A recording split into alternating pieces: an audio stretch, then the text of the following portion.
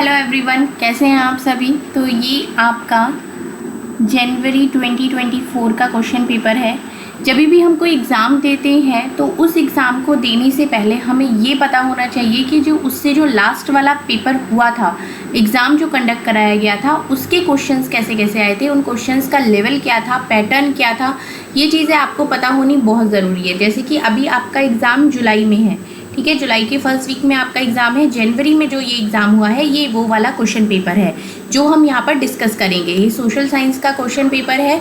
इसमें सारे 90 तक के जितने भी आपके क्वेश्चंस हैं वो सब मैं आपको यहाँ पर डिटेल में डिस्कस करूँगी। इससे क्या होगा, सबसे पहले तो आपको आपका जो एग्ज़ाम आने वाला है वो किस लेवल का आएगा और उसके क्वेश्चंस का पैटर्न क्या होगा ये पता चलेगा। और जो लोग फर्स्ट टाइम दे रहे हैं उनके लिए तो ये बहुत ही ज़्यादा हेल्पफुल रहेगा। और बाकी सीटेट में क्वेश्चंस बहुत रिपीट होते हैं, टॉपिक्स बहुत रिपीट होते हैं, और सबसे बड़ी बात है कि अब तक आपने कितनी तैयारी करी है ये भी आपको इस क्वेश्चन पेपर से समझ में आएगा। तो वीडियो को एंड तक देखिएगा, सारे क्वेश्चंस को करिएगा और ये भी देखिएगा कि कितने टाइम पीरियड में आप ये क्वेश्चंस कर पा रहे हैं। और इन क्वेश्चंस के ना टॉपिक्स भी नोट कर लीजिएगा। जैसे कि फर्स्ट क्वेश्चन, ये torrid zone on earth receive maximum heat as, तो इस टॉपिक से हमेशा सीटेट में क्वेश्चन आता है। तो आप क्या कर सकते हैं, आप इम्पॉर्टेंट टॉपिक्स की एक लिस्ट बना सकते हैं अपनी नोटबुक में, और उसमें नंबर 1, 2, 3, या आप कर सकते हैं कि ज्योग्राफी के टॉपिक्स हैं या हिस्ट्री के टॉपिक्स हैं या सिविक्स के टॉपिक्स हैं। इस तरीके से भी उन टॉपिक्स को उनके नेम आप लिख सकते हैं। जैसे ज्योग्राफी का ये क्वेश्चन है, इसमें आप लिख सकते हैं अपना टॉरिड जोन, ये इम्पॉर्टेंट टॉपिक में आ जाता है। तो जब आप जाएंगे तो इन टॉपिक्स को भी रिवाइज करके जा सकते हैं, ये आपके लिए काफ़ी हेल्पफुल रहेगा। तो चलिए इसको स्टार्ट करते हैं। जैसे कि हमारा सबसे पहला क्वेश्चन आ जाता है। सबसे फर्स्ट क्वेश्चन इसमें है torrid zone on earth receive maximum heat as, मतलब जो पृथ्वी पर उष्णकटिबंधीय क्षेत्र हैं वो सबसे अधिक जो ऊष्मा प्राप्त करते हैं वो क्यों करते हैं क्योंकि उस टाइम पे जो यह महासागरों से घिरी है, या दोपहर का सूर्य ठीक सर के ऊपर होता है, या सूर्य की किरणें तिरछी होती हैं, या ये स्थल रुद्र है, मतलब इट इज़ ये किस वजह से होता है, the mid day sun is exactly overhead, मतलब जब दोपहर का सूरज ठीक आपके सर के ऊपर होता है तब उस टाइम पे क्या होता है, टॉरिड जोन ऑन अर्थ होता है। मैक्सिमम हीट वो रिसीव करता है उस टाइम पे जब दोपहर का सूरज ठीक सर के ऊपर होगा, ठीक है। तो इसका जो आंसर होगा वो आपका आंसर नंबर 2 हो जाएगा। अब नेक्स्ट क्वेश्चन देख लेते हैं। India and Bangladesh are leading producer of jute, choose the correct statement that support growth of jute. It grows well in alluvial soil, it require high temperature, it require low temperature and low rainfall, it require heavy rainfall and humidity। मतलब भारत और बांग्लादेश जो हैं वो jute का सबसे ज़्यादा उत्पादक करते हैं। तो इसके लिए जो कौन सी सही कथनों का आपको चयन करना है, इसमें से चूज़ करना है। तो क्या है, जैसे कि जलोढ़ मृदा के अच्छे ढंग से विकसित होता है, इसके लिए उच्च तापमान की आवश्यकता होती है, निम्न तापमान निम्न वर्षा की आवश्यकता होती है। अगर आप इसमें देखेंगे तो इसमें निम्न तापमान और निम्न वर्षा की आवश्यकता नहीं होती है, इसमें भारी तापमान भारी वर्षा की और आर्द्रता की ज़रूरत होती है। तो हम इसमें ऑप्शंस देख लेते हैं। आपका इसमें सी नहीं होगा, तो ए, बी एंड डी इसका करेक्ट आंसर हो जाएगा। ए मतलब it grows well in alluvial soil, it requires high temperature and it requires heavy rainfall and humidity। तो इसका आंसर क्या हो जाएगा, आंसर नंबर 1 हो जाएगा। आप देख भी सकते हैं कि किस तरीके से क्वेश्चन का पैटर्न क्या है, ये समझते हुए आपको चलना है। जैसे कि थर्ड क्वेश्चन आपका आ जाता है। इन 1960 the bilingual state of Bombay was divided into separate states of for Marathi and Gujarati speaking people. In 1966, the state of Punjab was also divided into 2 states, Punjab for Punjabi speakers and Haryana for Haryanvi और Hindi speakers। तो इसका answer क्या होगा, इसका answer होगा कि both statements correct हैं, क्योंकि बट ये इंडिविजुअल स्टेटमेंट्स है। अगर आप देखें दोनों आपस में रिलेट नहीं कर रहे हैं, मतलब both A and R are true but R does not explain A, R A को एक्सप्लेन नहीं कर रहा है, ठीक है। इतना आपको क्लियर हुआ। अब अगर नेक्स्ट क्वेश्चन हम देखते हैं, read the statement A and be carefully. In 1817 James mill published ने एक बुक पब्लिश करी थी, आ हिस्ट्री ऑफ ब्रिटिश इंडिया, जिसका नाम था हिस्ट्री ऑफ ब्रिटिश इंडिया। वो 3 वॉल्यूम्स में थी। ये स्टेटमेंट बिल्कुल करेक्ट है, ठीक है। In this he divided Indian history into 3 periods, यहाँ तक भी ये स्टेटमेंट करेक्ट है। वो 3 पीरियड्स कौन से हैं? एंशियंट, मीडिएवल्स एंड मॉडर्न, मतलब प्राचीन, मध्य और आधुनिक, उन्होंने 3 कालों में बांटा था। ये रॉन्ग है। क्यों? क्योंकि ये स्टेटमेंट तो करेक्ट है। ये जो स्टेटमेंट है कि उन्होंने 3 पीरियड्स में जो इसको डिवाइड किया था, उन्होंने किया था हिंदू, मुस्लिम एंड ब्रिटिश, ये उनके 3 पीरियड्स में उन्होंने उसको डिवाइड किया था। तो जो ऑप्शन ए है वो करेक्ट है एंड ऑप्शन बी जो है वो रॉन्ग हो जाता है, ठीक है। तो इसका आंसर ये होगा। जेम्स निम्बल ने आ हिस्ट्री ऑफ ब्रिटिश इंडिया 3 भागों में प्रकाशित की थी, ठीक है। चलिए नेक्स्ट क्वेश्चन देख लेते हैं। Ladakh is also called little Tibet due to, Ladakh को छोटा तिब्बत किस कारण से कहा जाता है, ठीक है। ज्योग्राफिकल प्रॉक्सिमिटी हो गई, रिलीजियस सिमिलैरिटीज़ हो गई या सिमिलर कुजीन्स हो गया, लिंग्विस्टिक सिमिलैरिटी हो गया, मतलब भौगोलिक हो गया, धार्मिक समानता, समान भोजन, भाषाई समानता। अगर हम देखा जाए तो धार्मिक समानता हो गई, भाषा की समानता हो गई, समान तरीके का भोजन हो गया, इसीलिए तो उसको लिटिल तिब्बत कहा जाता है। तो इसमें अगर ऑप्शन में देखा जाएगा तो वो आपका आ जाएगा बी, सी और डी, ठीक है। अब नेक्स्ट क्वेश्चन देख लेते हैं। The atmosphere is a thin layer of air surrounding the earth, पृथ्वी के चारों ओर फैली वायु की पतली परत को हम वायुमंडल कहते हैं। और what keeps the air to remain around the earth, मतलब क्या चीज़ वायु को पृथ्वी के चारों ओर बनाए रखती है? क्या एक ऐसी चीज़ होती है जो पृथ्वी के चारों ओर वायु रहती है? सूर्य की ऊष्मा तो नहीं होगा, चांद का गुरुत्वाकर्षण बल नहीं, इससे कोई मतलब नहीं है, चट्टान और महासागर ये भी नहीं होंगे। तो जो पृथ्वी का गुरुत्वाकर्षण बल होता है वो एयर को बनाए रखता है चारों तरफ, gravitational force of the earth, ये होता है इसका आंसर, ठीक है। चलो नेक्स्ट क्वेश्चन देख लेते हैं। Read the assertion and reason carefully. Dadabhai Naoroji, one of the great leader of Indian National Congress, never become the president of INC। Reason क्या है? He was a businessman and publicist settled in London and for some time a member of the British Parliament, ठीक है। दादा भाई नौरोजी जो भारतीय राष्ट्रीय कांग्रेस के बड़े नेता थे, कभी भी भारतीय राष्ट्रीय कांग्रेस के अध्यक्ष नहीं बने, ठीक है। वह व्यवसायी और प्रचारक थे, वे लंदन में रहते थे और कुछ समय के लिए ब्रिटिश संसद के सदस्य भी रहे थे। अगर हम देखते हैं तो जो इसका स्टेटमेंट 1 है ये रॉन्ग है, क्योंकि ऐसा नहीं है। वो बड़े नेता थे, कभी भारतीय राष्ट्रीय कांग्रेस के अध्यक्ष नहीं बने, ऐसा नहीं है, ठीक है। लेकिन जो रीज़न है इसका, वो रीज़न इसका करेक्ट है। वो एक व्यवसायी और प्रचारक थे, लंदन में रहते थे और कुछ समय के लिए वो ब्रिटिश संसद के सदस्य भी रहे थे, ठीक है। आपको स्टेटमेंट्स को पढ़ के समझना पड़ेगा कि ये स्टेटमेंट्स एक दूसरे से रिलेट कर रहे हैं या नहीं कर रहे हैं, या इंडिविजुअल स्टेटमेंट्स दिए हुए हैं, कौन सा स्टेटमेंट करेक्ट है, कौन सा स्टेटमेंट रॉन्ग है। ये आपको तभी समझ में आएगा जब आपने बिल्कुल डिटेल में अच्छे से तैयारी करी है, तो आप क्वेश्चन को देख के समझ जाएंगे कि ये सही कह रहा है या नहीं कह रहा है। अब नेक्स्ट क्वेश्चन देख लेते हैं। हाँ, which one of the following is not true regarding Hindustan socialist Republican association HSRA। इसमें से कौन सा ट्रू नहीं है? मतलब हिंदुस्तान सोशलिस्ट रिपब्लिकन एसोसिएशन के बारे में से कौन सा कथन है वो सही नहीं है? जैसे कि it was founded in 1928 at Feroz Shah Kotla in Delhi, it was founded in 1928 at Amritsar in Punjab. इन दोनों में से ही होगा, बाकी के दोनों तो आपको पढ़ने की भी ज़रूरत नहीं है, क्योंकि या तो ये दिल्ली में हुआ है या ये पंजाब में हुआ है। तो ये कहाँ पर हुआ है? ये दिल्ली में हुआ है। इसका मतलब जो ये वाला स्टेटमेंट है ये इसका करेक्ट आंसर हो जाएगा, क्योंकि ये वाला स्टेटमेंट रॉन्ग है और यहाँ पर कौन सा ट्रू नहीं है वही पूछा है, ठीक है। चलिए, इसकी स्थापना कहाँ पर हुई थी? 1928 में दिल्ली के फिरोज शाह कोटला में इसकी स्थापना हुई थी। अब नेक्स्ट क्वेश्चन हम देखते हैं। Wind blow dry leaves down the pavement, how do winds blow? मतलब पवन सड़क पर गिरी हुई सूखी पत्तियों को उड़ाती है। तो पवन कैसे बहती है? मतलब movement of air from low pressure area to high pressure area, मतलब निम्न दाब क्षेत्र से उच्च दाब क्षेत्र की ओर वायु की गति भी बहती है, या फिर मूवमेंट ऑफ कंडेंस्ड एयर या movement of plant and animals की वजह से, movement of air from high pressure area to low pressure area. अगर हम बात करते हैं तो उच्च दाब क्षेत्र से जब निम्न दाब क्षेत्र की ओर वायु की गति बहती है तब वो पवन जो सड़क पर गिरी हुई सूखी पत्तियाँ होती है उनको उड़ाती है, ठीक है। ये ज्योग्राफी का क्वेश्चन है।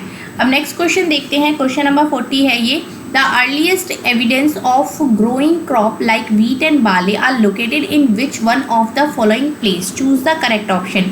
ये क्लास 6 की हिस्ट्री का क्वेश्चन है, मैं लिख देती हूँ, क्लास 6 हो गया ये हिस्ट्री, और ये मैंने बहुत अच्छे से पढ़ाया है क्वेश्चन। द अर्लीस्ट, गेहूँ और जौ जैसी फसल उगाने के सबसे पहले जो साक्ष्य हैं वो कहाँ पर मिले हैं, किस स्थान पर मिले हैं? वो आपके मिले हैं सुलेमान और किरदर पहाड़ियों पर, सुलेमान एंड किरदर हिल्स पर। ये इसका करेक्ट आंसर हो जाएगा। क्लास 6 की ये हिस्ट्री की बुक का चैप्टर नंबर 1 में है या 2 में ही है, स्टार्टिंग के चैप्टर्स में ही है। अब नेक्स्ट क्वेश्चन देख लेते हैं। इट वॉज असर्शन और रीज़न का है। It was during Shah Jahan's reign that the different elements of Mughal architecture were fused together in a grand harmonious synthesis. His reign witnessed a huge amount of construction activity, especially in Agra and Delhi. Shahjahan के शासनकाल के दौरान मुगल वास्तुकला के विभिन्न तत्व एक भव्य सुसंगत संश्लेषण में लाए गए। ठीक है, उसके शासन के अनवरत निर्माण का काम चलते रहे, विशेष रूप से आगरा और दिल्ली में। अगर हम इसकी बात करते हैं तो आप देखेंगे कि दोनों जो स्टेटमेंट्स हैं वो आपस में रिलेट कर रहे हैं और दोनों ही स्टेटमेंट सही है। यहाँ पर भी दोनों स्टेटमेंट सही है, यहाँ पर भी दोनों स्टेटमेंट सही है। मतलब जो रीज़न है वो असर्शन को जस्टिफाई कर रहा है, तो आर ए की व्याख्या करता है, ये इसका करेक्ट आंसर हो जाएगा। ठीक है, अब नेक्स्ट क्वेश्चन देख लेते हैं।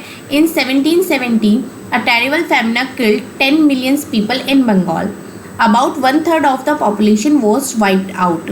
ये स्टेटमेंट दोनों ही 1770 में बंगाल में एक भयानक अकाल आया था जिसमें 1 करोड़ लोगों ने को मार डाला था इसने, और इस अकाल में बंगाल की 1/3 आबादी खत्म हो गई थी। ये दोनों ही स्टेटमेंट सही है, both the statements are correct. ठीक है, अब अगर हम नेक्स्ट क्वेश्चन देखते हैं, आप नोटिस कर रहे होंगे कि असर्शन और रीज़न वाले क्वेश्चंस बहुत ज़्यादा आए हुए हैं। अब उस टाइप के क्वेश्चन नहीं आते हैं कि क्वेश्चन दे दिया, उसके 4 ऑप्शन है, अब चारों में से आपको एक चूज़ करना है। इस टाइप के क्वेश्चन अब नहीं आते हैं। तो क्वेश्चन का लेवल और पैटर्न ये आपको समझने की ज़रूरत है इस क्वेश्चन पेपर को करते हुए। ठीक है, जैसे कि क्वेश्चन नंबर ये आ जाता है 43। Tribes have rich and unique culture tradition including their own language and music. Land, forest, grassland and water are regarded as the wealth of the entire tribe and everybody share and use these together। मतलब जनजातियों की सांस्कृतिक परंपराएं हैं जिसमें उनकी भाषा और संगीत भी शामिल है, बहुत समृद्ध और विशिष्ट होती हैं। ज़मीन, जंगल, घास के मैदान तथा पानी पूरे कुनबे की संपत्ति मानी जाती है जिसका उपयोग हर कोई एक साथ मिलजुल कर करते हैं। अगर बात करी जाए, ये दोनों स्टेटमेंट तो करेक्ट है, लेकिन जो रीज़न है वो असर्शन को जस्टिफाई नहीं कर रहा है, मतलब रीज़न एक्सप्लेन नहीं कर रहा है। स्टेटमेंट ये भी करेक्ट है और स्टेटमेंट ये भी करेक्ट है, और ये दोनों स्टेटमेंट अलग अलग हैं। ठीक है, जनजातियों, सांस्कृतिक परंपराएं, उनकी भाषा, संगीत भी शामिल होते हैं। और अगर हम ये ज़मीन, जंगल, घास के मैदान की बात करते हैं, ये तो पूरी कुनबे की संपत्ति मानी जाती है जिसका उपयोग सब एक साथ मिलजुल कर करते हैं। दोनों स्टेटमेंट ये अलग अलग हैं। ठीक है, तो इसका जो आंसर हो जाएगा वो आंसर नंबर 1 हो जाएगा। नेक्स्ट क्वेश्चन देख लेते हैं। नेक्स्ट क्वेश्चन है, Periya Puranam a Tamil work inform us about whom। जो पेरिया पूर्णम एक तमिल कृति है, ये हमें किसके बारे में जानकारी देती है? ये जो हमें जानकारी देती है ये साधारण पुरुष और महिलाओं के बारे में जानकारी देती है, ऑर्डिनरी मैन एंड वुमेन। ये एक तमिल कृति है। अ solar family consist of following celestial bodies. जो हमारा सौर परिवार है वो कौन कौन से खगोलीय पिंडों से बना हुआ है? तो उसमें क्या आते हैं? उसमें आते हैं सूर्य ग्रह, उपग्रह, क्षुद्र ग्रह, उल्का पिंड, मतलब सन हो गया, प्लैनेट्स हो गया, और ये एस्ट्रॉइड्स हो गया, मेट्रॉइड्स हो गया। तो ये सारे हमारे सेलेशियल बॉडीज़ में आते हैं। ये आपका सन, प्लैनेट, सैटेलाइट्स, ये सारी चीज़ें आती हैं आपकी सेलेशियल बॉडीज़ में। ये आपका ज्योग्राफी का क्लास 6 की ज्योग्राफी में से क्वेश्चन आया हुआ है। चैप्टर 2 है, ग्लोब वाला है ना, उसमें से ये आया है। नेक्स्ट क्वेश्चन है आपका, line drawn on a globe are known known as latitude and longitude. What purpose of these lines serve? मतलब जो ग्लोब पर खींची हुई रेखाएं हैं जिनको आप अक्षांश और देशांतर के रूप में देखते हैं, वो क्या उद्देश्य पूरा करती है, मतलब किस लिए ये सारी ही चीज़ें होती है। पृथ्वी पर स्थानों को ढूंढने के लिए, ग्लोब को सुंदर बनाने के लिए ये पृथ्वी पर हल रेखाएं हैं तथा पृथ्वी की भौगोलिक विशेषताओं को इंगित करती हैं, या ग्लोब पर डिज़ाइन बनाने के लिए। अब उसको सुंदर बनाने के लिए, डिज़ाइन बनाने के लिए तो ये नहीं है। तो ये किस चीज़ के है? हमें पृथ्वी पर स्थानों को ढूंढने के लिए ये रेखाएं बनाई गई हैं, to locate places on the earth. ये ग्लोब वाला चैप्टर है क्लास 6 की ज्योग्राफी में, ये वहाँ से क्वेश्चन लिया गया है। अब क्वेश्चंस को पढ़ के आपको समझ में आ रहा होगा कि एनसीईआरटी की इंपॉर्टेंस क्या है। बिना एनसीईआरटी को डिटेल में पढ़े हुए अब आप सीटेट का पेपर नहीं निकाल सकते, क्योंकि सारे क्वेश्चंस वहीं से आए हुए हैं। ये वाली बुक भी मैंने बताई है कि ये वाली बुक किसने लिखी थी। स्त्री पुरुष तुलना नामक पुस्तक की रचना किस सुधारक द्वारा की गई है? अगर हम बात करते हैं तो ये की गई है Tarabai Shinde. The book Stri Purush Tulana was written by which one of the following reformer? ये है आपकी ताराबाई शिंदे, इनके द्वारा। ये डायरेक्ट क्वेश्चन पूछा गया है, ये भी मैंने आपको पढ़ाया है। अब व्हाट मेक्स एन ऑब्जेक्ट और सब्सटेंस अ रिसोर्स? क्या चीज़ किसी वस्तु अथवा पदार्थ को संसाधन बनाती है? कौन सी एक चीज़ है ऐसी? वो आपकी होती है आपकी उपयोगिता और प्रयोज्यता, मतलब यूटिलिटी एंड यूजेबिलिटी जो होती है वो किसी भी ऑब्जेक्ट और सब्सटेंस को रिसोर्स बनाती है, संसाधन में परिवर्तित करती है। ठीक है, क्लियर हो गया क्वेश्चन? चलो आगे देख लेते हैं।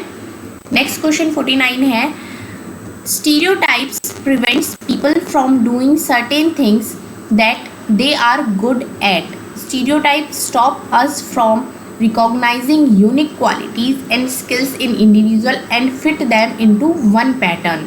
ठीक है, रूढ़िबद्ध धारणाएं लोगों को ऐसे काम करने से रोकती हैं जिनमें वे अच्छे हैं। रूढ़िबद्ध धारणाएं हमें व्यक्ति में अनोखे गुणों कौशल को देखने से रोकती है तथा उन्हें एक ही प्रकार के खांचे में जड़ देती है। अब ये दोनों ही स्टेटमेंट स्टीरियोटाइप को लेके करेक्ट है। बोथ ए एंड आर सही है और ए जो है वो आर की सही व्याख्या कर रहा है। इसके ऊपर क्वेश्चन, ये जो टॉपिक आपका हो गया रूढ़िबद्ध धारणाएं स्टीरियोटाइप, हर साल एक क्वेश्चन इसमें से आता ही आता है। मतलब ये टॉपिक ऐसा है, कुछ टॉपिक्स ऐसे हैं जो बिल्कुल ही रिपीट हो रहे हैं। मतलब अगर आप प्रीवियस ईयर के क्वेश्चन पेपर्स देखेंगे ना, अगर आपने 5 भी क्वेश्चन पेपर कर लिए ना पूरे तो ही आप अपने एग्जाम में आप देखेंगे कि कितने क्वेश्चंस और कितने टॉपिक्स आपके रिपीट हो गए हैं। ठीक है, नेक्स्ट क्वेश्चन है 50, the true representative model of our earth is, मतलब हमारी पृथ्वी का वास्तविक निरूपक प्रतिरूप क्या है? आप कितना इजी क्वेश्चन आया है, वो है आपका ग्लोब। आप ग्लोब को ही तो देख के समझते हैं कि हमारी अर्थ कैसी है, क्या है उसका प्रतिरूप, तो वो ग्लोब है। नेक्स्ट है 51, the child marriage Restraint Act was passed in 1929. According to this act, what was the respective minimum age approved for marriage for men and women? मतलब मैन और वुमेन के लिए अप्रोप्रिएट एज क्या decide करी थी? ये है 18 years and 16 years, 21 years and 18 years, 17 years and 15 years and 20 years and 18 years। अगर हम इस एक्ट की बात करते हैं तो इस एक्ट के हिसाब से जो न्यूनतम आयु रखी गई थी वो लड़कों की 18 वर्ष रखी गई थी और लड़कियों की 16 वर्ष रखी गई थी। ठीक है, अब नेक्स्ट क्वेश्चन है, the disease that spread from one person to another through water food air etcetera are called, मतलब जो बीमारियां एक व्यक्ति से दूसरे व्यक्ति को जल हो गया, भोजन हो गया, वायु हो गया, इन सारी चीज़ों से जो फैलती हैं उसको हम क्या बोलते हैं? उसको हम बोलते हैं कम्युनिकेबल डिसीजेज, मतलब बातचीत से संचारणीय बीमारियां उन्हें हम कहते हैं। ठीक है, अब अगर हम बात करते हैं नेक्स्ट क्वेश्चन की, next question is 53, choose the statement that explain the Ganga Brahmaputra basin in Indian सब कॉन्टिनेंट, मतलब भारतीय उपमहाद्वीप में गंगा ब्रह्मपुत्र बेसिन की व्याख्या करने वाले कथन का चयन कीजिए। मतलब कौन कौन इसके स्टेटमेंट को बता रहा है। ठीक है, उसमें आ जाता है आपका जैसे कि इस प्रदेश में शंकुधारी वन उगते हैं, यह बेसिन उपोषण में स्थित है, यह क्षेत्र की जलवायु मुख्यतः मानसूनी है, बेसिन क्षेत्र में विभिन्न प्रकार की स्थलाकृति हैं। मतलब अगर हम इसकी आंसर को देखते हैं तो ये आपका हो जाएगा आंसर नंबर 1 कि यह बेसिन उपोष्ण में ही स्थित है। इस क्षेत्र की जो जलवायु होती है वो मानसूनी है और यहाँ पर विभिन्न प्रकार की स्थलाकृतियाँ भी हैं। तो ये इसका आंसर हो जाएगा बेसिन। ये हो गया आपका क्वेश्चन नंबर 53। नेक्स्ट आपका क्वेश्चन आ जाता है, पेरी को विश्व का ध्यानागार भी कहते हैं।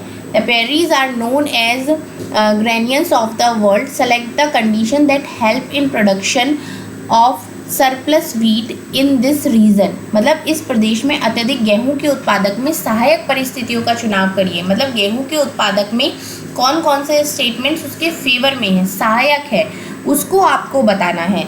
ठीक है, तो इसमें अगर देखा जाए, people do not use technology here. सबसे पहला है people do not use technology here. People are very hard working here. Scientific methods of cultivation are used here. There is a lack of rainfall in this region. तो ये तो नहीं होगा, lack of rainfall नहीं होगा। तो यहाँ पर अगर हम देखें तो ये वाला ऑप्शन आपका कट हो जाता है और ये वाला ए या बी है या सी है। People do not use technology here, ऐसा नहीं है, टेक्नोलॉजी यूज़ की जाती है। तो जो आपका आंसर हो गया वो बी और सी करेक्ट है। इसकी वजह से आपका जो ये वाला आंसर है, यहाँ लोग बहुत परिश्रमी होते हैं और कृषि की वैज्ञानिक विधियों का यहाँ पर प्रयोग किया जाता है। ये दोनों ही ये आपके यहाँ पर करेक्ट हो जाते हैं। अब अगर नेक्स्ट क्वेश्चन देखते हैं, which of the following statement help in sustainable development with reference to present day resource availability. मतलब निम्नलिखित में से कौन सा कथन वर्तमान समय के संसाधन उपलब्धता के संदर्भ के साथ सतपोषणीय विकास में सहायता करता है। अगर हम इसकी बात करते हैं तो यह आ जाता है संसाधनों की खपत को घटाना, संसाधनों के उपयोग में वृद्धि, संसाधनों का पुनः चक्रण या वस्तुओं का पुनः उपयोग। अगर हम इसकी बात करें तो ये आ जाता है संसाधनों की खपत को घटाना, संसाधनों का पुनः चक्रण और वस्तुओं का पुनः उपयोग। तो इसका जो आंसर हो जाएगा वो आंसर नंबर 4 हो जाएगा, ए, सी और डी। मतलब विच of the following statement help in sustainable development, और सस्टेनेबल डेवलपमेंट में कौन हेल्प करता है वो आपका हो जाएगा रिड्यूसिंग कंजप्शन ऑफ रिसोर्सेज करना और रिसाइकिल करना रिसोर्सेज का और रीयूज़ करना थिंग्स का। ठीक है, चलो नेक्स्ट क्वेश्चन देख लेते हैं। Railway network is now extensively being built in mountainous area. Select the most suitable reason. मतलब पहाड़ी क्षेत्रों में अब रेल मार्ग का विस्तृत निर्माण हो रहा है, अति उपयुक्त कारण का चयन करें। इसके लिए जो अति उपयुक्त कारण जो हो जाता है वो आपका हो जाएगा there are advance technological development to enable it. इसे संभव करने के लिए उन्नत प्रौद्योगिका का विकास हुआ है। मतलब पहाड़ महाक्षति हैं, पहाड़ी लोग रेल मार्ग को बना रहे हैं, ऐसा नहीं है। पहाड़ों में रेल मार्गों का निर्माण आसान होता है, ये भी नहीं है। ठीक है, तो जो इसका आंसर हो जाएगा there are advance technological development to enable it. चलिए नेक्स्ट क्वेश्चन देखते हैं। असर्शन रीजन का है, ये आ जाता है mahalwari statement for revenue collection was introduced by Holt Mackenzie.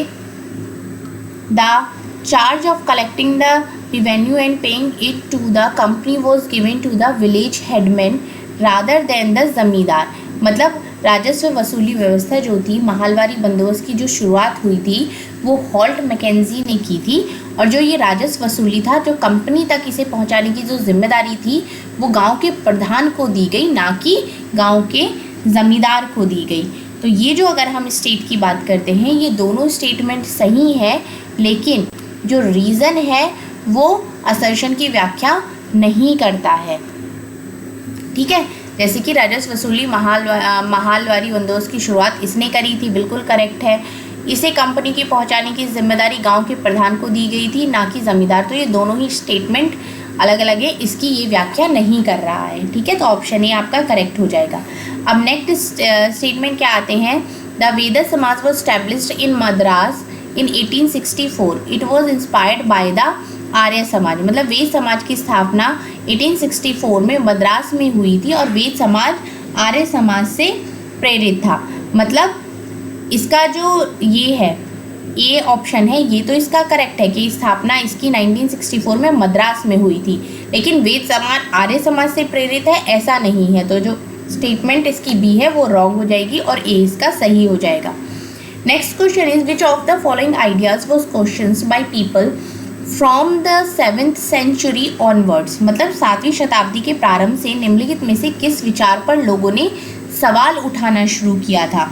अगर हम बात करें social privilege are a result of one's birth, only human beings pass through countless cycle of births, all human beings are equal at the time of birth, one could break the cycle of rebirth through personal effort, मतलब सभी व्यक्ति जन्म के समय समान होते हैं, व्यक्तिगत प्रयासों से पुनर्जन्म के चक्र से छुटकारा पाया जा सकता है, सामाजिक विशेषाधिकार किसी का जन्म प्रमाण है, ये केवल मानव जाति जीवन के अनंत चक्रों से गुजरते हैं। तो जो इसका ये ऑप्शन नंबर 3 है ये आपका हो जाएगा करेक्ट आंसर। तो ये था 7वीं शताब्दी के प्रारंभ में निम्नलिखित में से किस विचार पर लोगों ने सवाल उठाना शुरू किया था, तो ये वो विचार था, सामाजिक विशेषाधिकार किसी का जन्म परिणाम है। अब नेक्स्ट क्वेश्चन देख लेते हैं, which of the following 2 gases make up the bulk of the atmosphere, मतलब निम्नलिखित में से वायुमंडल का अधिकांश कौन सी 2 गैस हैं, कौन सी 2 ऐसी गैस हैं जो वायुमंडल में सबसे ज़्यादा है, तो वो आपकी आ जाती है नाइट्रोजन एंड ऑक्सीजन।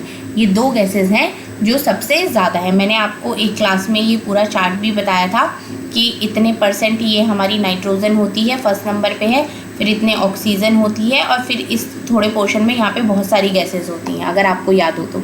अब नेक्स्ट क्वेश्चन आपका है, which of the following are features of a project work, मतलब they provide opportunities to the students to go beyond the textbook, a project work should ideally be done at home so that there is more time for teaching in class, a group project help develop collaborative skill in the students, मतलब अगर बात करते हैं यह विद्यार्थियों को पाठ्य पुस्तक से आगे जाने का मौका देता है और परियोजना अगर घर पर ही करना चाहिए ताकि कक्षा में शिक्षण के लिए अधिक समय मिल सके, ऐसा बिल्कुल भी नहीं है।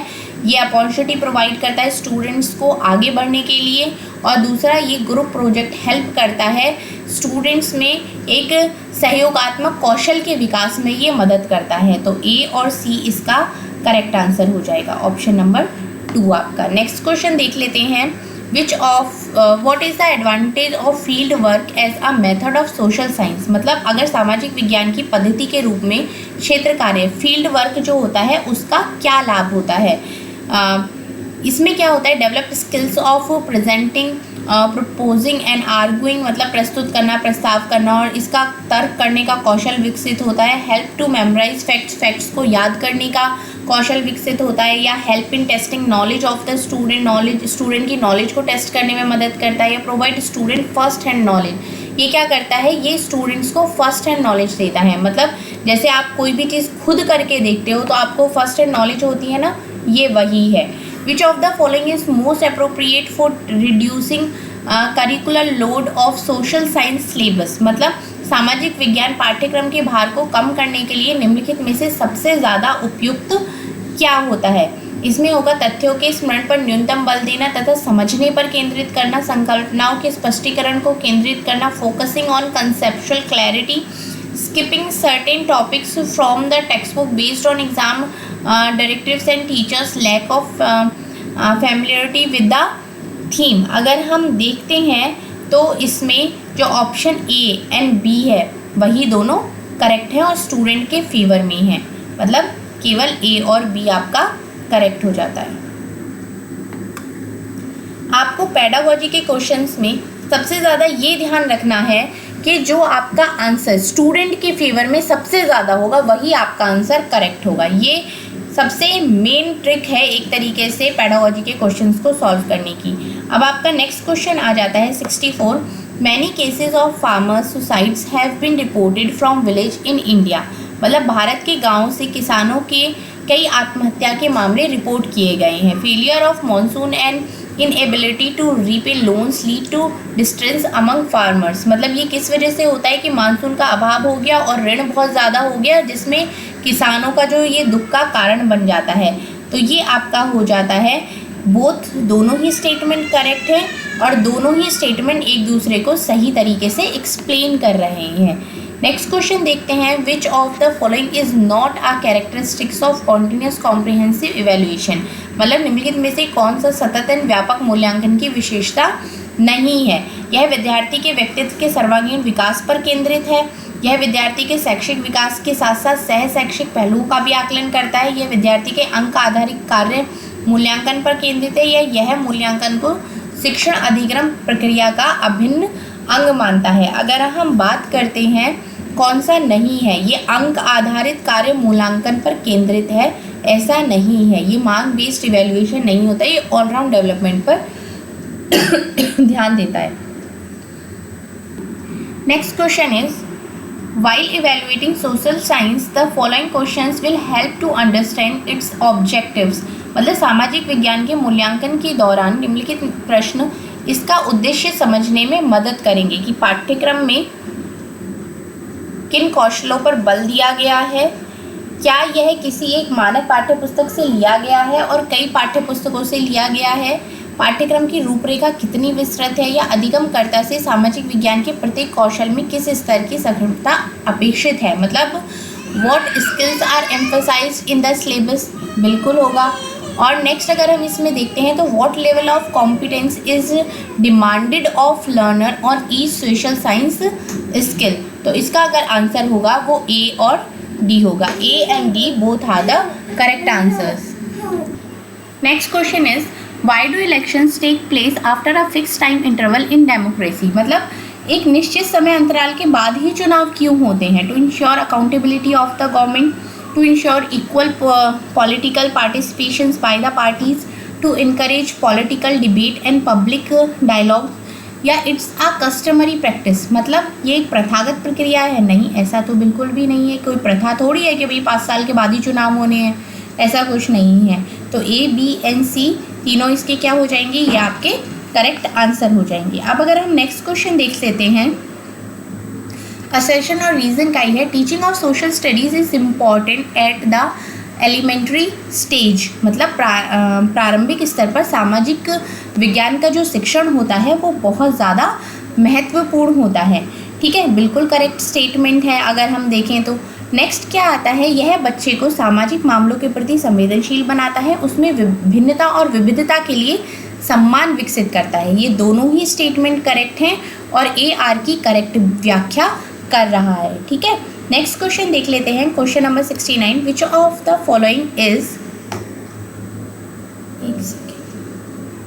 Which of the following is true about sources, मतलब निम्न में से कौन सा स्रोतों के बारे में सही है। अगर स्रोतों की हम बात करें, they are more concrete in nature, they are all historical in nature, they are objective, they include accounts of eye witness and personal letters. अगर हम बात करते हैं, वे अधिक ठोस प्रकृति के होते हैं और इसमें प्रत्यक्षदर्शी के ब्यौरे और व्यक्तिगत पत्र भी शामिल होते हैं। अगर हम सोर्सेज की बात करते हैं तो ये ऐतिहासिक प्रकृति के होते हैं, नहीं ऐसा नहीं है, ये ऑब्जेक्टिव होते हैं, ऐसा भी नहीं होता है।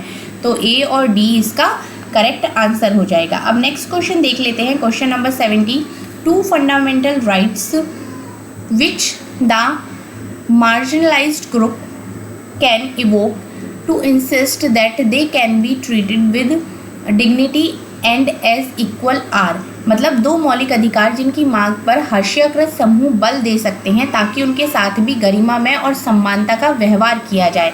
वो 2 राइट ऐसे कौन से हैं? वो 2 राइट हैं आपके, राइट ऑफ इक्वालिटी और दूसरा आपका आ जाता है culture and educational right, liberty शोषण के समानता का अधिकार और सांस्कृतिक तथा शैक्षणिक अधिकार। तो ए एंड बी दोनों इसके करेक्ट आंसर हो जाएंगे। ठीक है, ये इसका बहुत, ये आपका क्लास 8th की जो सिविक्स है उसमें 2 चैप्टर हैं आपका, हाशियाकरण से और हाशियाकरण के ऊपर ही एक और चैप्टर है, उन दोनों में से ये क्वेश्चन दिया गया है। ठीक है, next question is identity the immediate measure which ensure women's statutory and enable them to take up job, support family income and in becoming self reliant. Next question की अगर हम बात करते हैं, support family income and in become self reliant, मतलब उन तत्कालिक उपायों की पहचान कीजिए जो महिलाओं की सुरक्षा और उन्हें नौकरी करने, पारिवारिक आय में योगदान करने और आत्मनिर्भर बनाने में सुनिश्चित करता है। जैसे कि बालवाड़ियों का प्रावधान, ठीक है, और व्यावसायिक सुरक्षा का प्रावधान, ठीक है, रात की पाली शिफ्ट के लिए ले जाने की सुविधा, ये भी होना चाहिए। तो जो इसका ऑप्शन है जो नहीं होना चाहिए वो है आपका संसद में महिलाओं के लिए सीटों का आरक्षण। देखा जाए तो ये तीनों ही आंसर एकदम करेक्ट हैं। बालवाड़ियों का प्रावधान ए हो गया, बी हो गया, ये नहीं, सॉरी एक सेकेंड, ए, सी और D.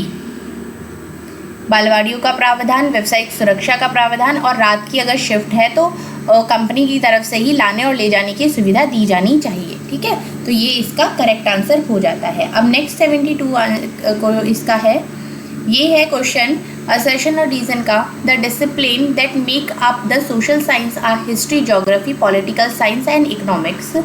There is inter relationship between the disciplines. मतलब विद्या विशेष जो सामाजिक विज्ञान को बनाती है वो इतिहास, भूगोल, राजनीति विज्ञान और अर्थशास्त्र है। इन विद्या विशेषों में अंततः संबंध है। इसका जो आंसर आया था वो आपका आंसर की में सी लिखा हुआ है। अब वो सी आंसर किस तरीके से इन्होंने दिया हुआ है वो नहीं पता, लेकिन अगर देखा जाए तो इसके दोनों ही जो स्टेटमेंट है वो करेक्ट हो जाते हैं। अब आपका नेक्स्ट क्वेश्चन देख लेते हैं। Fill the blanks with correct option. आपको खाली स्थान को भरना है। एक दृढ़ का विकास करने के लिए सतर्क और सजग जनता आवश्यक है। किसका विकास करने के लिए? एक लोकतंत्र का विकास करने के लिए, एक लोकतंत्र का विकास करने के लिए सतर्क और सजग जनता चाहिए। क्यों?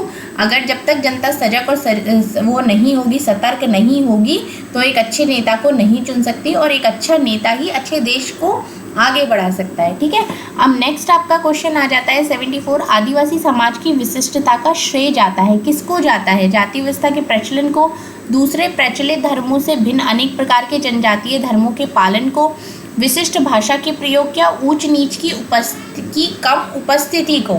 अगर हम बात करते हैं तो ये आ जाता है, इसमें जाति व्यवस्था का प्रचलन नहीं होगा, क्योंकि ये जो एक आदिवासी सोसाइटी होती है वो एट्रीब्यूट इसके लिए नहीं करेगी कि इसका प्रचलन वो बढ़ाया जाए। तो इसका जो आंसर हो जाएगा ये हो जाएगा बी, सी और डी। मतलब ऊंच नीच की कम उपस्थिति को, विशिष्ट भाषा के प्रयोग को और दूसरे प्रचलित धर्मों से भिन्न अनेक प्रकार के जनजातीय धर्मों के पालन को। ठीक है, अब अगर हम नेक्स्ट क्वेश्चन देखते हैं।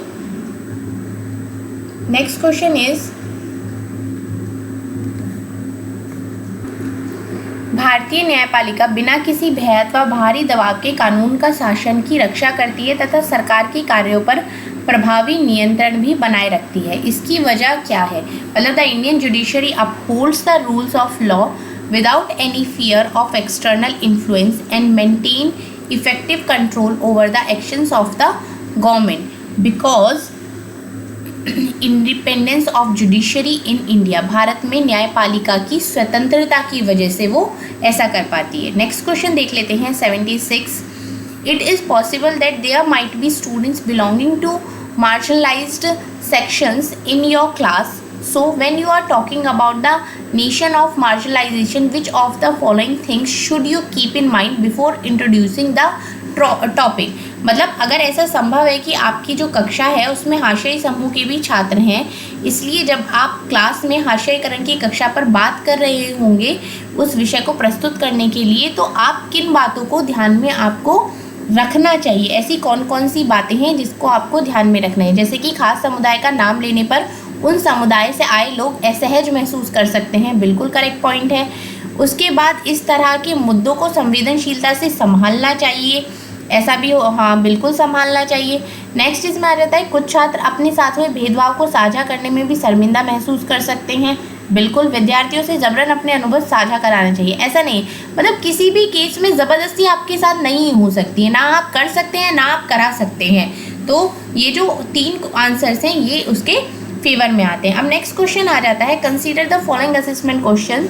ठीक है, what is the purpose of a press conference? Press conference जो होती है उसका क्या पर्पस होता है, and how it is different from a legislative assembly debate. मतलब राज्य शासन की कार्यप्रणाली से संबंधित निम्नलिखित आंकड़े ए और बी पर विचार करें। प्रेस वार्ता का उद्देश्य क्या होता है, यह विधानसभा में होने वाली बहस से किस तरीके से अलग होता है, उन निर्वाचित प्रतिनिधियों के लिए किस शब्द का प्रयोग होता है जो सत्ता दल के सदस्य नहीं होते तथा सरकार के फैसलों पर भी सवाल उठाते हैं। अगर हम बात करते हैं इसकी, ये जो हो गया आपका, ये संकल्पात्मक ज्ञान की जांच करता है जबकि एक तथ्यात्मक ज्ञान की जांच करता है। मतलब अगर हम इस क्वेश्चन की बात करते हैं, test conceptual knowledge whereas test factual knowledge, मतलब जो इसका ये ए है, ऑप्शन जो इसका ए दिया हुआ है वो आपके संकल्पात्मक ज्ञान की जांच करता है, और अगर जो ये बी की बात करते हैं ये आपके फैक्चुअल नॉलेज के ऊपर बेस्ड है। तो जो ये आपका आंसर नंबर 4 है ये आपका करेक्ट हो जाएगा। ठीक है, नेक्स्ट क्वेश्चन देखते हैं, question number 78। At which stage of school education as per NCF 2005 are social science topics independently introduced to students in textbook? NCF 2005 के अनुसार स्कूली शिक्षा के किस स्तर पर सामाजिक विज्ञान के विषयों को स्वतंत्र रूप से पाठ्य पुस्तकों में विद्यार्थियों से परिचित कराया जाता है? ये आपका आ जाता है अपर प्राइमरी स्टेज पर। प्राइमरी स्टेज पर तो होगा ही नहीं, तो ये कौन सी स्टेज पर आ जाता है, ये आपका आ जाता है अपर प्राइमरी स्टेज पर। Next question is which of the following classroom activity will help student critically look at the role of media in society, मतलब निम्नलिखित में से कौन सी कक्षा गतिविधि विद्यार्थियों में समाज में मीडिया की भूमिका को आलोचनात्मक दृष्टि से देखने में मदद करेगी? तो ये आपका जो क्वेश्चन आ जाता है ये इसमें आ जाता है asking student to have a classroom discussion on the topic can the government prevent certain news from being aired on TV, why might it do so, asking student to bring clippings from different newspapers on the same issue and make comparisons regarding how they have reported it, मतलब क्या सरकार किसी खबर को TV पर चलाने से रोक सकती है, वह ऐसा क्यों करेगी? इस विषय पर छात्रों द्वारा कक्षा में परिचर्चा करवाना, किसी एक मुद्दे पर छात्रों को अलग अलग अखबारों के कतरनों को इकट्ठा करना और उनके विवरण की तुलना करने के लिए कहना, ये दोनों ही स्टेटमेंट इसके करेक्ट हो जाते हैं। छात्रों से व्हाट्सएप एंड सोशल मीडिया पर आई खबरों को एकत्र करना, उनका शैक्षणिक संशोधन के रूप में इस्तेमाल करना नहीं। सोशल मीडिया और व्हाट्सएप पर इस तरीके की कोई न्यूज़ नहीं आती है। अगर आपको इस तरीके की कोई न्यूज़ कलेक्ट करनी है तो न्यूज़पेपर्स, आर्टिकल्स, ये सबसे बेस्ट चीज़ होती है। तो जो इसका ऑप्शन हो जाएगा A and B are correct, answer number 4। ठीक है, अब नेक्स्ट क्वेश्चन देख लेते हैं, question number 80। Which of the following statement are true about inquiry approach, मतलब निम्न में से कौन सा कथन परिप्रश्न उपागम के संबंध में सही है, मतलब इसमें से कौन सा करेक्ट हो जाता है? यह समस्याओं को सुलझाने की क्षमता को प्रोत्साहित करता है, यह साक्ष्य एकत्रित और मूल्यांकन करने के तरीकों का पता लगाने में मदद करता है, शिक्षिका अधिगम की गति को तय करती है, यह एक जल्दी से सीखने का तरीका है।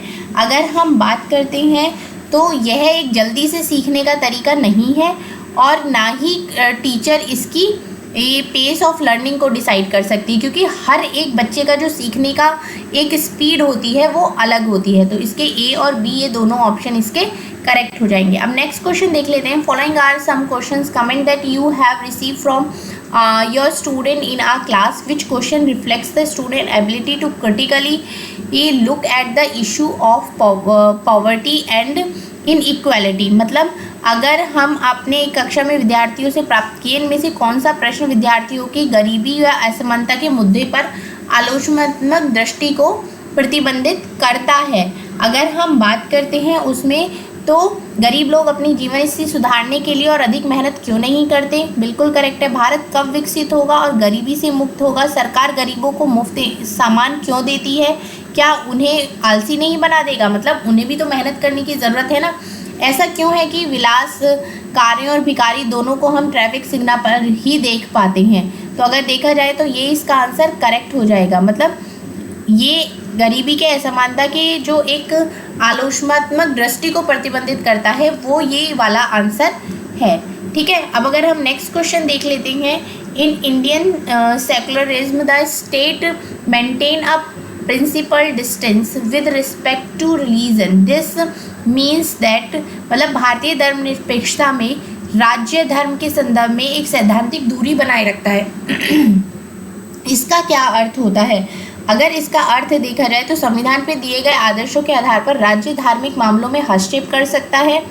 राज्य और धर्म एक दूसरे के मामले में हस्तक्षेप कर सकते हैं? नहीं। राज्य और धर्म एक दूसरे की सीमाओं का उल्लंघन नहीं कर सकते? नहीं। आवश्यकता पड़ने पर राज्य धार्मिक मामलों को नियंत्रित करता है। हाँ, ये करेक्ट है। तो ए और डी दोनों ही इसके करेक्ट आंसर हो जाएंगे। ठीक है, नेक्स्ट आता है आपका question number 3। Many workshops and factories located in industrial areas employ casual workers because, मतलब औद्योगिक क्षेत्रों में स्थित कई कारखानों और फैक्ट्रियों में अस्थायी श्रमिकों को रखा जाता है। अस्थायी श्रमिकों को मतलब जो कि टेम्परेरी वर्क करते, परमानेंट नहीं होते हैं, अस्थायी हो गए। क्योंकि उनको क्यों रखा जाता है? इसलिए क्योंकि जो वे उन्हें अपनी सुविधानुसार रख सकते हैं और निकाल सकते हैं। मतलब जब ज़रूरत हुई तब उनको रख लिया और जब ज़रूरत नहीं हुई तब उनको निकाल दिया।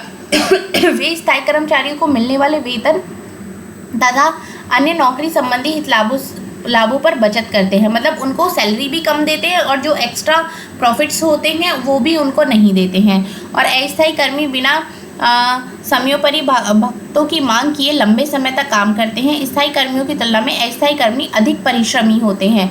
तो इसका जो आंसर हो जाएगा आपका ये हो जाएगा ए, बी और सी। अस्थायी कर्मी बिना समयोपरि भत्तों की मांग किए लंबे समय तक काम करते होते हैं। मतलब ऐसा तो नहीं है कि स्थायी कर्मचारी की तुलना में अस्थायी कर्मचारी अधिक परिश्रमी होते हैं, ऐसा नहीं है, दोनों ही बहुत परिश्रम करते हैं। तो इसका जो मतलब जो अस्थायी श्रमिक को जो रखा जाता है वो इन 3 बेसों के कारणों के ऊपर रखा जाता है। नेक्स्ट क्वेश्चन अगर हम देखते हैं, for teaching which of the following topics are tree chart would be best suited, मतलब निम्नलिखित में से किस विषय के शिक्षण के लिए ट्री चार्ट अति उपयोगी होता है। मतलब ऐसा कौन सा शिक्षण होता है जिसके लिए ट्री चार्ट होगा? एक विशेष काल में ऐतिहासिक घटनाओं, युद्ध, क्रांतियों, सामाजिक आंदोलनों के पदानुक्रम को संचित दिखाने के लिए। To illustrate the hierarchy of historical events in a particular era such as war, revolution और social movements, इन सबको दिखाने के लिए ट्री चार्ट जो होता है वो सबसे ज़्यादा अप्रोप्रिएट होता है। अब अगर हम नेक्स्ट क्वेश्चन की बात करते हैं, the statement the Indian constitution provide safeguard to religious and linguistic minorities as part of fundamental right enforce that, मतलब भारतीय संविधान धार्मिक और भाषाई अल्पसंख्यकों की सुरक्षा का प्रावधान मौलिक अधिकारों से करता है। यह अनुमान लगाता है कि वह बहुसंख्यकों द्वारा संभावित सांस्कृतिक प्रभुत्व के समक्ष अल्पसंख्यकों की सुरक्षा करता है। यह बहुसंख्यकों द्वारा किसी तरह से भेदभाव के अल्पसंख्यकों की सुरक्षा करता है। यह अल्पसंख्यकों के हितों की सुरक्षा करता है। यह अल्पसंख्यकों के आर्थिक अवसरों की गारंटी प्रदान करता है। अगर हम क्वेश्चन नंबर 85 की बात करते हैं तो इसमें आ जाएगा, गारंटी तो किसी भी चीज़ की नहीं करी जा सकती, तो इसके जो ऑप्शन ए, बी और सी हैं ये इसके करेक्ट ऑप्शन हो जाएंगे। ठीक है, नेक्स्ट क्वेश्चन देख लेते हैं 86। ओपन असर्शन है, open book exam shifts the focus away from rote learning to a more involve engagement with the textbook. Open book exam reduce the burden of student as they don't need to prepare for the exam beforehand, मतलब खुली पुस्तक परीक्षा रटकर सीखने से हटकर किताबों के साथ संबंध स्थापित करने पर केंद्रित होती है। और खुली पुस्तक परीक्षा विद्यार्थियों का भार कम करती है क्योंकि इससे उन्हें परीक्षा की तैयारी पहले से नहीं करनी पड़ती है। अगर हम दोनों स्टेटमेंट की बात करते हैं तो इसमें केवल एक ही सही है। खुली बर्डन कोई कम कर रहा है, इससे कोई तैयारी हुई है, ऐसा नहीं है। तो जो इसका आंसर नंबर 2 हो जाएगा कि ए ही सही है, वो करेक्ट है। अब क्वेश्चन नंबर 87 देख लेते हैं। Which of the following statement is irrelevant representation of diagnostic evaluation, मतलब निम्नलिखित में से कौन सा कथन नैदानिक मूल्यांकन का असंगत चित्र है। मतलब इसका संचालन शिक्षण प्रक्रिया के दौरान किया जाता है, करेक्ट। यह सीखने में आने वाली परेशानियों की पहचान करने में मदद करता है, ठीक है। यह प्राय औपचारिक कक्षाओं के बाद किया जाता है, रेमेडियल टीचिंग के बाद हो जाता है, ठीक है। They are use for comparing the learning achievements for all the student in a class, मतलब तुलना करने में किया जाता है, ऐसा नहीं है, तुलना करने में ये नहीं किया जाता है। अब अगर हम नेक्स्ट क्वेश्चन देखते हैं, which is the best method to teach the concept of insulation, मतलब आत्मन की अवधारणा पढ़ाने का सबसे अच्छा तरीका कौन सा होता है? तो डेमोन्स्ट्रेशन जो मेथड होता है वो इसके लिए सबसे ज़्यादा बेस्ट मेथड होता है। Which of the following resource strategies can make a social science classroom inclusive, मतलब निम्नलिखित में से कौन सा संसाधन रणनीति एक सामाजिक विज्ञान की कक्षा को समावेशी बना देता है? कौन सा एक होता है? Display of stories and photos of people from various communities and region. अगर आप स्टोरीज को लोगों की फोटोज को डिस्प्ले करते हैं तो वो क्या होता है, वो बहुत ज़्यादा उसको इंक्लूसिव बना देता है, मतलब समावेशी बना देता है। तो इसका जो ऑप्शन नंबर आंसर नंबर 4 होगा वो करेक्ट होगा। नेक्स्ट लास्ट क्वेश्चन आ जाता है इसका, identify a skill based objective of teaching social science from the following options, मतलब सामाजिक विज्ञान पढ़ाने के कौशल आधारित उद्देश्यों की पहचान करें, इसमें से कौन सा है? ये क्या होता है? ये to develop the ability to draw a map, एक नक्शा बनाने की क्षमता विकसित करता है, अंतर और विविधता के लिए आदर विकसित करता है, महाद्वीपों का ज्ञान प्राप्त करता है, विभिन्न समाजों में रहने वाले लोगों की संस्कृतियों को समझता है। तो इसमें जो सबसे सही है ये क्या करता है? नक्शा बनाने की क्षमता को विकास करता है।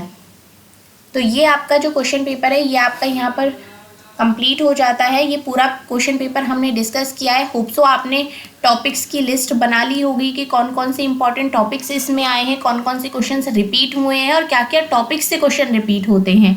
तो ये आपके लिए काफ़ी हेल्पफुल रहेगा। वीडियो को एंड तक ज़रूर देखना और चैनल पर पहली बार आए हैं तो चैनल